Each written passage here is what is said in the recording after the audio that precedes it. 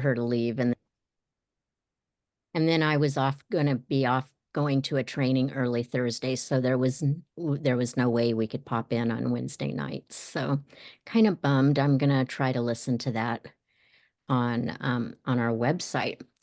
So tonight I am talking about right resolve or right thought. And when I was reading all the commentaries and literature on it, what jumped out at me was resolution and how many times we do resolutions and how different this is from that.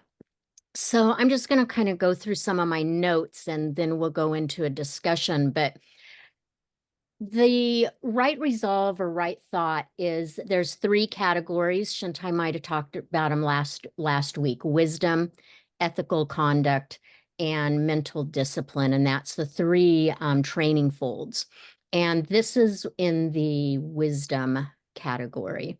And a lot of times they're thought about as right aspiration, right motivation, right intention. And when we resolve to do something, no matter what it is in life, we're determined. We make a decision, right? We just are like, okay, I am going to do this. And we really, even with our vows, we strive to keep those. It's just this really strong resolve. I think the difference with this that came out loud and clear when I was reading about it is like when we do New Year's resolutions, we're resolved to do something that we're always working on. The difference between this, from what I was reading, was that those New Year's resolutions are usually about us. They're focused on us. We're resolving to do something that, we're going to work out, or we're going to stop drinking, or we're going to do something that is really kind of self-centered. It's all about us. And in the reading, this really was totally the opposite. It was resolving to walk away from the ways of the world, resolving to walk away from anger and violence and hatred, and really to step away from ourselves and our egos and to focus on compassion, goodwill in the world, and ending suffering, looking at dukkha, looking at the karmic consequences from the cycle of birth, suffering, and death, and really just kind of looking at that and resolving to do something about it. So that was really, let me look through my notes. That really, when I looked on several, like I said, several of the literatures, that's what it just kept coming back to, is being resolved to be free from suffering, not just us, but really about what we were going to do for the suffering of the world. And realizing that we are in this cycle, and this karmic cycle of the birth, suffering, and death, and that it's just going to that cycle is just going to keep repeating itself, and how we can the generational cycle that keeps going forward. Do we have any impact on that? And just resolving to do our piece in it. So the Buddha, one of the things that was coming out, the Buddha taught us to control our thoughts and to have intention, resolve to end the suffering, to act in line with the Dharma. So that's really what I kind of the nutshell of what I got out of all the teachings that I was reading when I was looking at all of this. And it just, I don't know, it kind of took me back to even when we do the precepts. It seems like all these teachings in one way or another connect to each other. And all the teachings really take it away from ourselves and put it back out to what we are doing to end the suffering in the world, you know, and just not be focused so much on ourselves and just really being in the moment and being mindful every moment of what we are doing with that portion of the eightfold path. And I'm sure when we touch on all the other other ones out of the eighth, it's going to be the same. I think that it's always going to be looking out for all the humans in the world and not just ourselves. So it was a very different take on resolution and determination and the decisions we make. We're so in our in our daily worlds, it's all the decisions that we make, all the vows that we make. So many of them are just so focused around ourselves,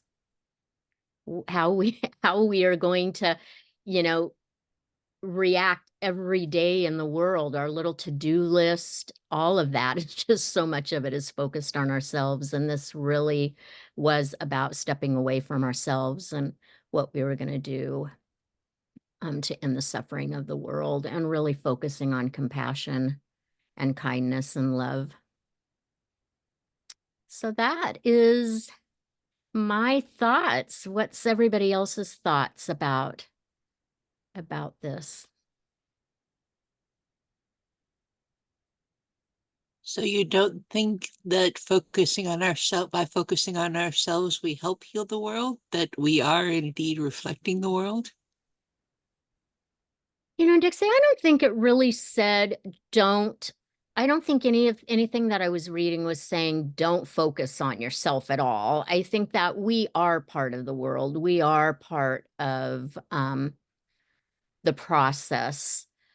I think it's more of just stepping away from our ego and not considering how our actions, our karmic actions, the consequences of everything that we do, how it impacts everybody else.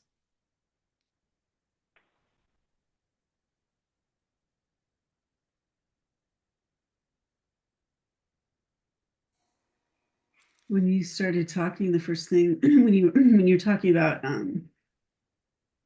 resolutions, New Year's resolutions, and how they're focused on our ego, ourselves, and our just they're ego driven, and everything that you read, this is the opposite of that. It just made me think of the precepts, which is great because that's kind of what I was hoping I would sort of be able to like kind of see the precepts in these talks that we're going to have. And I mean, the first precept is cease from evil, release all self-attachment. So yeah. Well, yeah. I mean, just that to me, that precept is just saying, like, maybe not focusing on yourself so much and looking at others. Anyway. I mean, how often do we, in all honesty, when we get up in the morning and we're making this decision on just even today, just being in the moment, how our day is going to go, how often do we actually just stop and say, today, I am determined. My resolution today is to go out and end suffering. My whole focus today is going to be about going out in the world and spreading compassion. I think for me, I get up in the morning and my list is staring at me, and I've got so many to do things going on. And I think it's something that we really have to stop and just be determined, have this resolve that every day we are going to put that in the forefront and make it a priority every day, every moment. What can we do today to end some suffering for kind of like our meta practice, either our little circle or a bigger circle or a bigger circle. What can we do? So interesting, Choan. Well, I'm resonating with everything you said. Um, as far as how often do we start the morning with an intention to free all beings? I think you said something like that. Yeah. That's what I heard anyway. Hmm. And here's the thing. I mean, I have this. I do that every morning, but it becomes rote. I mean, I have this practice that I do religiously every morning, but it becomes religious in the sense, in the not that great sense, it's like I got to get this done before I can, get dressed, and it just becomes rote. So your little talk has really inspired me to put pay attention to that when I do it. That's the That's great. trouble. I think you're right. I even printed my little meta everything, and I have a list. I have a big sheet of paper that every time I turn around, I'm adding somebody's name to it. Oh, something's going on with that person. Mhm, And I have this paper with all these names on it. mhm, And it's totally became rote what I do in the morning, because now the list has gotten so big. It takes me a lot longer. So I say my little meta practice, my verse, my meta verse, and I tell myself, okay, Kim, now make sure you look at every name on that list and really think about that person and think about their struggles and send them meta. And I have to really, because I think, oh my gosh, this is going to take me 30 minutes to get through this list. And so it does come rote in the morning. Sometimes I rush through my verse. I mhm. read all those lists and all those names on the list. I think you're right. You really have to make a conscious effort. Yeah, your talk has inspired me. I'm sure it'll last at least a day, because that's got to be the difference between resolve and right resolve, right? It's like Mm. actually pay attention to what you're doing. So thank you for that.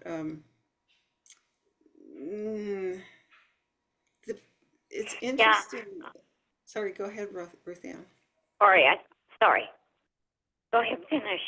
No, no, you. I was going to change the subject, so you go. Oh, yeah, this is a good talk. It's inspiring, but I think rote isn't bad. That's how we're designed.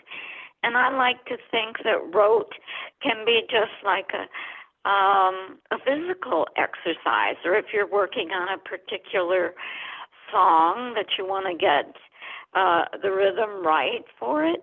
So the fact that we're kind of building that muscle, the synapses, and we only live in the moment, so we just can't totally be meta every moment, because then we wouldn't get any place on time or whatever. I'm not trying to be funny, but it's just like well, in my meta, I say those are my meta circle, in my meta circle. And then I think, oh, yeah, who's in a crisis right now? And that's usually at least 3 or 4 people. And I think, okay, they can, it's like a rotating, but that's okay. Because when I say they're on my heart, they're in my list, I mean it. And when I go out the door, it's like here, it's like living with your neighbors. Of course, I have a few special buddies, but there are people that I think, oh, yeah, I really have to say, where's my integrity with them? So I think, okay, support harmony in the community, free from hindrance. And that means mostly me, behaving myself. So, but, we're a human, so we, things rotate and we have things in front of us to do. But I think rote serves its purpose. I think that's a great. I absolutely agree with Ruth Ann there. You sometimes things are difficult to do, and you have to do them even when it is mechanical. You have to push through it and keep doing it, even when it is difficult, and even when it isn't, you aren't feeling it. Great points. That is a really good point, because like if you're going to have habits, which we will have since we're people, why not make them good ones like that? It could be a lot worse, I guess. That's right. Yeah, thanks, Ruth Ann. And honestly, even if you're not feeling it, I think, oh man, I've kind of learned over the past couple of years that in many ways that feelings are kind of overrated, and you don't necessarily have to feel good all the time, just like Ruth Ann was saying. And even though if you're doing something that's helpful, it's still, even if you're not feeling it, it's still going to be beneficial. Like, for example, I mean, I'm not super, I chant, I have a mala and I chant with that. And I don't know what I'm chanting. I don't understand like the words, but I know that what I'm chanting is putting good out there, so.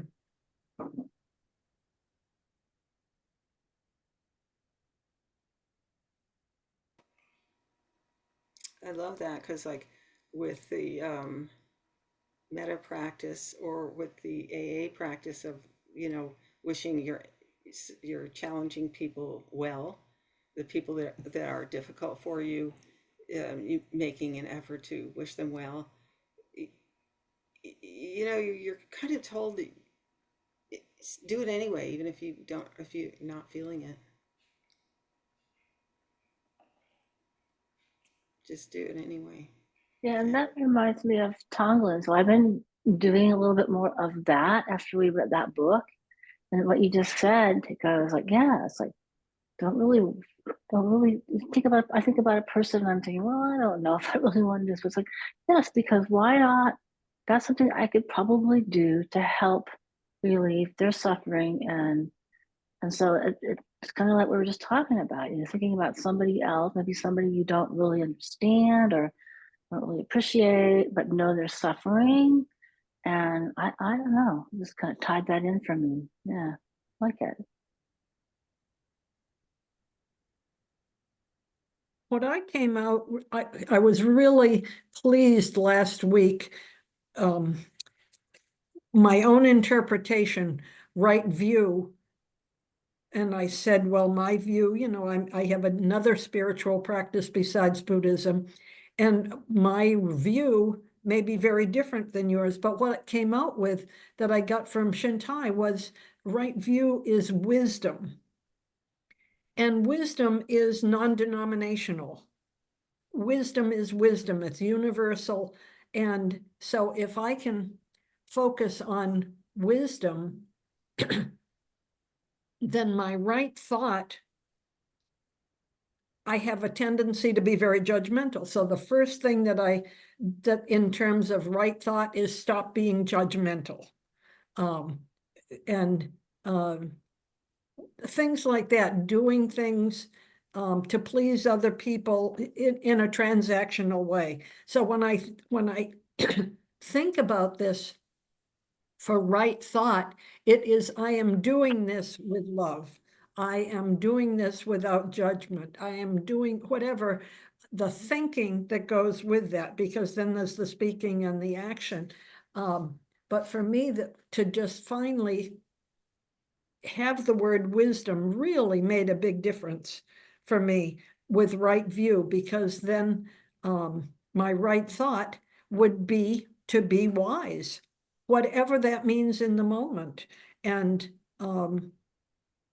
there's a lot of wisdom all over that I can focus on what I'm reading or what I'm doing as practice that day. As long as my thoughts are consistent with wisdom, I'm pretty good with that. It's interesting when you think about right resolve and right thought. you know, they seem like two different things, your thoughts and then your determination, your decision to do something. But you connected that really well. You have a thought, a right thought, and then it turns it into action. You resolve, you know, you have made a resolution. You aspire to not be judgmental.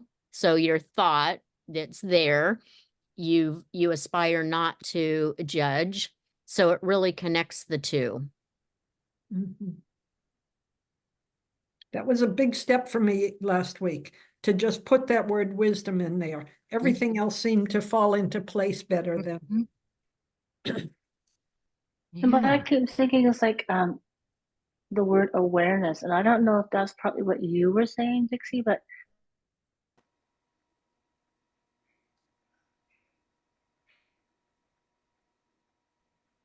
I think we lost you there for a second, Trish. Uh-oh. Uh-oh, you're Yeah. frozen. inside yourself, but it's thinking about yourself so that you can be aware that you can change it, take that action. So I don't know if that's kind of what you were thinking, Dixie, but I related to what you said because it's like hard not to think about yourself when you have goals. It depends what the goals are and what you're thinking.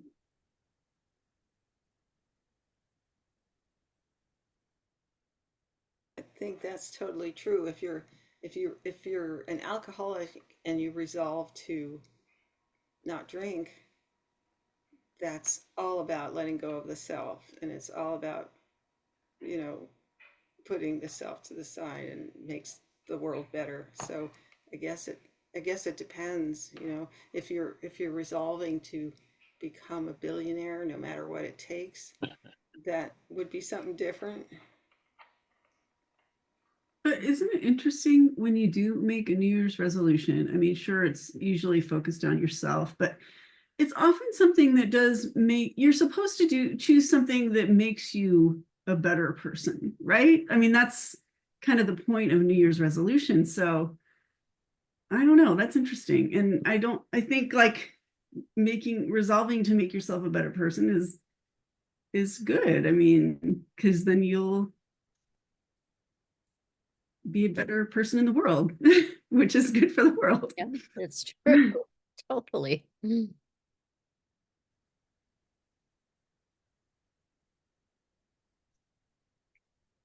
know, but your point is well taken. It's good to think of it in terms of um, putting down the self.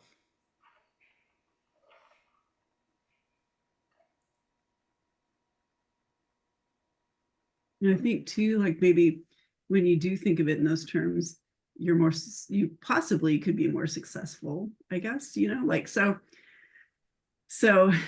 you know, I resolved to lose a 20 pounds or whatever.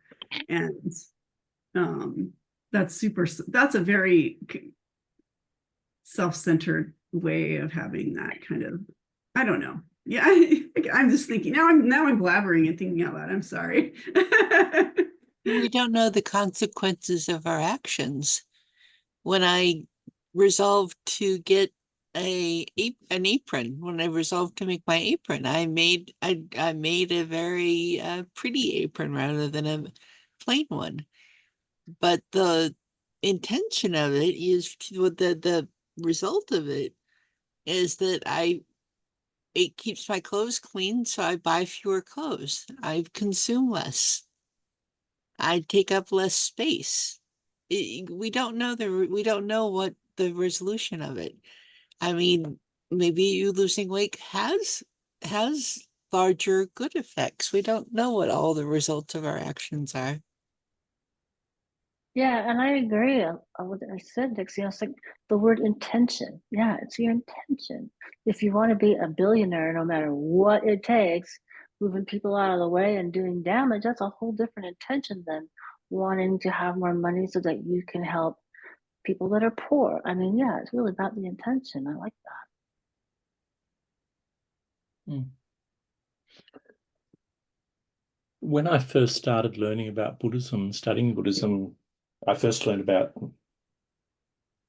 the Four Noble Truths, then the Eightfold Path, then the precepts, and then the Bodhisattva precepts. So it was in a very different process. And the Eightfold Path was always, it's almost like each of the other seven always sit in one of them. So they're very dynamic. It's not just right thinking over here or right intention over there. They're all actually very engaged and very dynamic.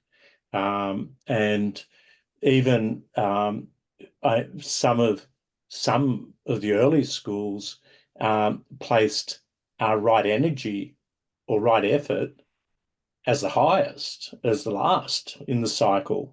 And it had nothing to do with morality. Right energy was in the mindfulness process. So there's different ways of looking at it. And one of the things that was always emphasized to me about this particular how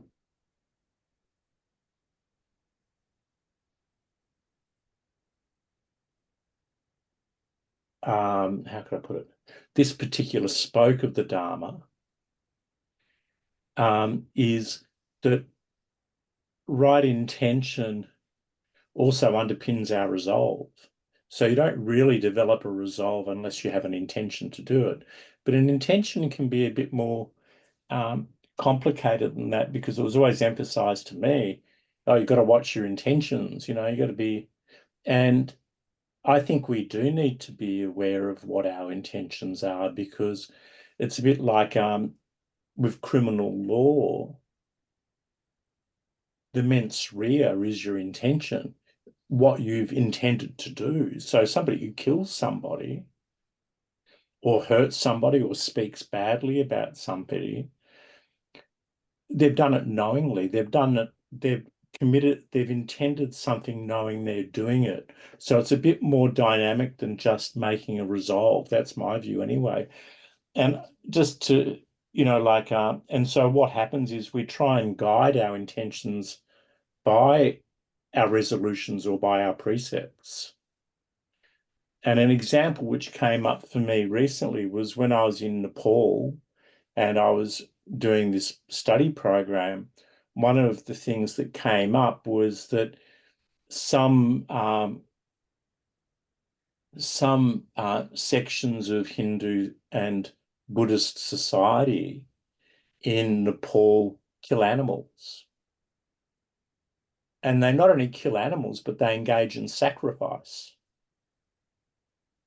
And this particular family that was closely related to this cause offered an invitation for people participating in the course to attend a sacrifice where they were going to sacrifice a chicken at a local temple. And I said straight out, I can't do that. I'm not doing it. I'm not going. I can't. It would, for me, it would be a violation of the precepts about harming other beings. But also, too, if I went, it would be like consenting to it.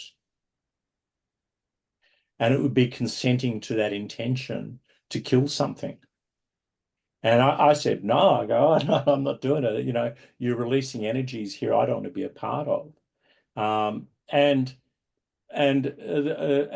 other people said the same thing. Some people went and then they regretted it because they went along because they thought, I'll just go along with the crowd, or, and I think being in our intentions and being aware of our intentions or the impact of it, it's something that it is being an awareness and of being conscious of our consciousness, of knowing knowing of what we're doing, a yana.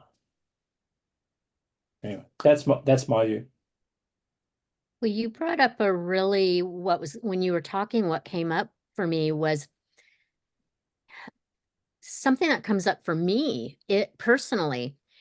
I kind of just say, I say what I'm thinking. I kind of wear everything on my shirt sleeve. I just say what I'm thinking.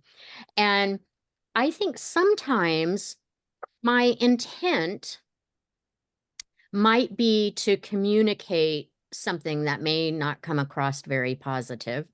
But when I go into it, I don't think my intent is to harm them or hurt their feelings by me communicating this. But in all reality, by me communicating something, it may hurt their feelings.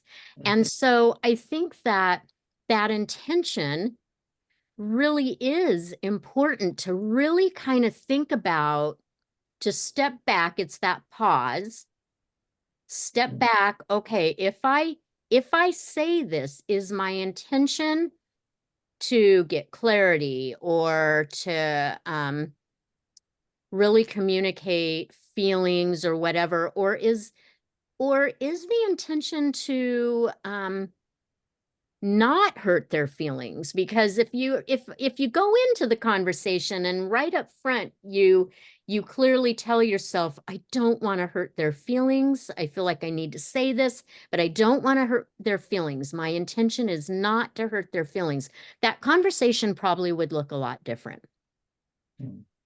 I had that problem. I had that problem too, and sometimes could be pretty forthright.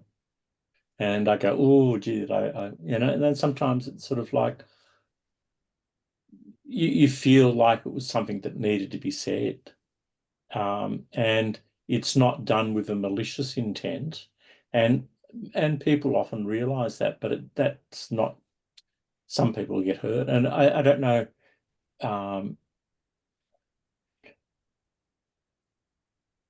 I don't know. I personally don't know how to resolve that, but sometimes I do speak my mind. So Yeah, that's a hard one for me. And I just think when you were talking about the intention, like going in there, you were very clear about your intention before you went in there and you said, no, I'm not doing this. And other people did not have that really strong intention right in front of their face. They went in and then regretted it. And I think that there are times that I'm upfront with my thoughts, and then afterwards I think, could I have said that a little differently? Was, checking your ego, was my ego in there? Was I trying to prove I was right? What, just really checking your intention at the door before you go forward. Yeah, but I also think like listening to you, Peter, and you, it's it's kind of like owning it. Like Peter, you said, I'm not going to do this. It violates my values and my belief system. And so you're owning it. You're not blaming them or saying you guys should not kill this. You don't think they should, but you're not putting it on them. You're owning yourself with your reason why you don't want to do this. And I think that's kind of back to attention, but it's just kind of knowing. Again, for me anyway, I get myself in trouble when I don't own my stuff. When I think it's somebody else doing it to me rather than I calmly say what I feel and believe and why. And then it's all about me owning it and not putting on anybody else. Yeah. Well, the positive side of it was that Melody and I, whoever the group that went to the sacrifice, but Melody and I caught a taxi and went to the other side of Kathmandu to this really beautiful, one of the most famous Buddhist chaityas, this little small temple in Patan, and it was a really important holy day for them. It was Ulambana, and they were chanting, and it was all lay members of the community. There was 50, 60 people chanting, and we sat down and just listened, and they were chanting for their elders and for their ancestors, because they about for that no harm would come to their ancestors. It was really beautiful, and this particular temple, they're you're not even allowed to wear leather things inside it. They're really very strict, and which was really beautiful. But the other side of it too was this particular group, or this particular I don't want to say cart, but clan, has become much more influenced in recent years by Theravadan practices. And it was just really the most amazing day for us. And we went back, and I just go, oh, look, this was just so beautiful. It was really, brought us to tears. So Which is quite the opposite of yeah, what would have happened if you would have followed suit and went to yeah. the sacrifice. Mm. I think I'm gonna resolve to check my intentions more, because it can with everything, everything, even things that look good on the outside, like giving a gift, for instance. Am I giving this gift to make points with somebody? Is this really an act of generosity, or is this self-serving in some way? And a lot of things like that.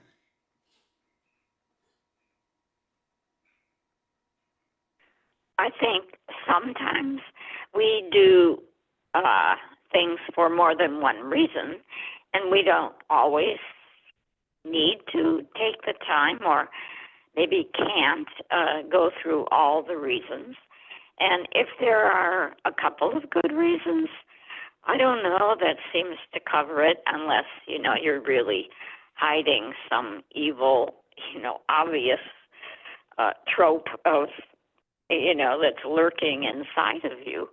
But I wanted to quickly say, for what it's worth, I had a chance in May of 05 to go to Upaya, and it was a 5-day workshop. And the teacher there said that some languages carry deeper meanings in each syllable, and he said Sanskrit is one of those. And if you say some Sanskrit phrases, even if you don't remember what they mean, the general meaning of them, they carry the rhythm of the words. And just quickly, a Zen friend who teaches middle school said she enjoyed or found the novel, or actually it's a memoir, out of this young man growing up in London, East Indian heritage, and he wrote Think Like a Monk, and he was temporarily a monk. He took what is common in his family as a young man, but then he's now back in London in business. But so he had the Namo Bhagavate chant in there, and I thought, oh, I know that. But he said, feel the rhythm, because language carries with it. So, at any rate, thank you for listening.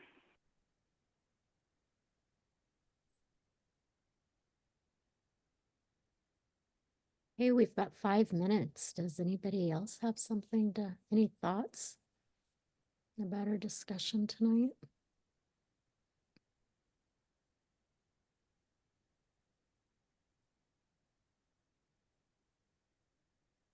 Thank you for a very inspiring discussion, and I really really liked your takeaway, Nancy, from Shintai's thing last week. That was great. I mean, I could even ask myself, does this come from a place of wisdom? So, thank you. I couldn't hear what you said, Teiko. You ask yourself what? I could ask myself, in terms of examining intention, does this action or come from a place of wisdom? I liked what you said about that we all have some, did you say that? We all have some innate wisdom, or did I make that up? Well, I said wisdom is It's everything. non-denominational. It's everywhere, in every system. And we bring it in. It's available if we look for it. Thank you, Choan. Great discussion. Yeah, thank you very much. It was really good.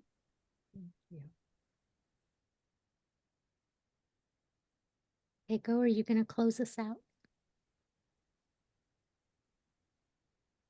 Abiding in this ephemeral world like a lotus in muddy water, the mind is pure and goes beyond. Thus we bow to Buddha. All Buddhas throughout space and time, all honored ones, bodhisattvas, mahasattvas, wisdom beyond wisdom, maha prajna paramita.